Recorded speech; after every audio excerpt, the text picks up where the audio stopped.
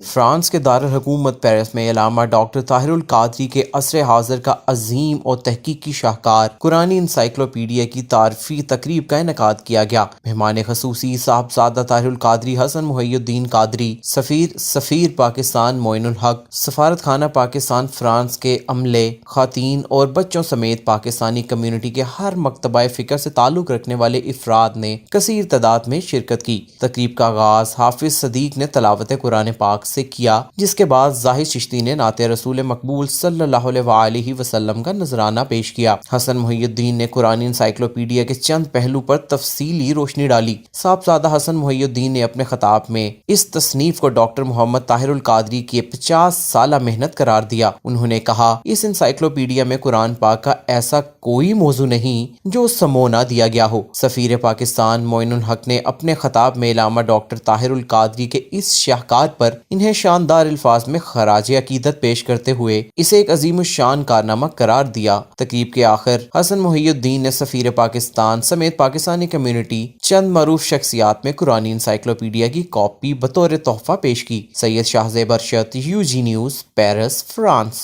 Encyclopedia of Quran یہ امت کے لیے اس دور کا بہت عظیم تحفہ ہے۔